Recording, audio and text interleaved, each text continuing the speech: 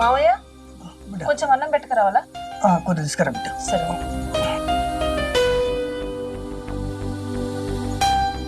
మావయ్య లేదు.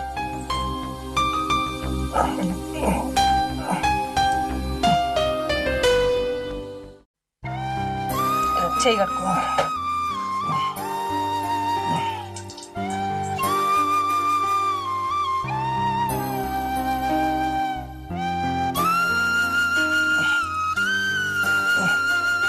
మావయ్య ఆగండి, నేను తినిపిస్తాను.